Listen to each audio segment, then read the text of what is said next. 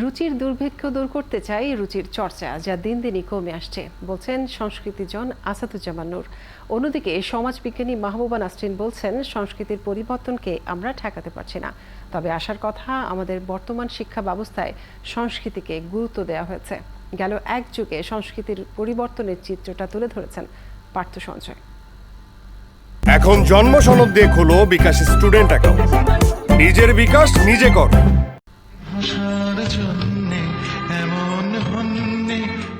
গেল এক যুগে কোথায় দাঁড়িয়ে দেশীয় সংস্কৃতির ন্যারেটিভ?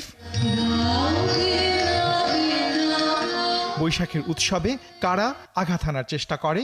কেন সামাজিক জীবনে দিন দিন বাড়ছে রুচির দুর্ভিক্ষ?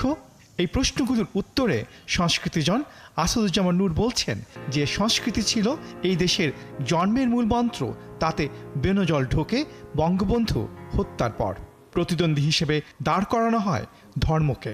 সংবিধানকে কাগজে কলমে কাটাছাড়া করলো তা তো না, সেগুলোকে, সেই ধারণাগুলোকে আবার আমাদের জনজীবনে সেগুলোকে প্রতিষ্ঠা করার জন্য তারা নানান রকমের কর্মকাণ্ড শুরু করলো, এবং এক্ষেত্রে সবচেয়ে সহজ এবং বড় অস্ত্রটা হলো ধর্ম। শিশুকে বলেছে যে দেখো, বাদ্যযন্ত্র বাজানো, হারমোনিয়াম বাজানো, তবলা বাজানো, নাচ করা, এগুলো আমাদের ধর্মে নিষিদ্ধ। এই সংস্কৃতিজন বলছেন ব্যর্থ হয়েছে প্রাতিষ্ঠানিক সাংস্কৃতিক উদ্যোগও। আমরা তো সুযোগগুলো তৈরি করছি না। আমরা যে রুচির চর্চা লাগে, যদি ওই চর্চার পরিবেশটা যদি আমরা তৈরি করতে না পারি, তাহলে শুধু মানুষকে, মানে ইয়াঙ্গার জেনারেশনকে বা তরুণ সমাজকে দোষ দিয়ে কি লাভ? সমাজবিজ্ঞানী মাহবুবা নাসরিন অবশ্য এই ব্যর্থতাকে ব্যাখ্যা করেছেন সমাজকে আয়নায় রেখে। কালচারাল অ্যাসিমিলেশন, হ্যাঁ, কিন্তু কালচারাল অ্যাসিমিলেশনটা পজিটিভ, কিছুটা ইতিবাচক, কালচারাল ল্যাগটা নেতিবাচক। অর্থাৎ আমি আমার নিজের সংস্কৃতির উপরে যখন অন্য সংস্কৃতিকে গুরুত্ব দিচ্ছি, তখন এই পরিবর্তনকে আমরা ঠেকাতে পারছি না।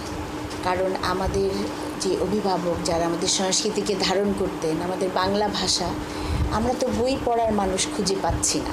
তাই বাঙালি সংস্কৃতির মধ্যে প্রবহমান প্রগতিশীলতাকে ধরে রাখতে শিক্ষায় তার প্রতিফলন জরুরি, এবং সে পথেই হাঁটছে বর্তমান শিক্ষা ব্যবস্থা, এমন আশাবাদে আস্থা রাখছেন এই দুই ব্যক্তিত্ব। এখন যেমন একটা ভালো জিনিস হতে চলেছে যে শিক্ষা ব্যবস্থায় এখন এই সঙ্গীত এবং আরও বিষয় দু একটা বিষয় ঢোকানো হয়েছে, এবং স্কুলে সেগুলোকে বাধ্যতামূলক করা হচ্ছে। প্রযুক্তিকে ব্যবহার করে তাদেরকে পুরনো সুর এনে সামনে দেন, তারা কিন্তু সেটি গ্রহণ করছে।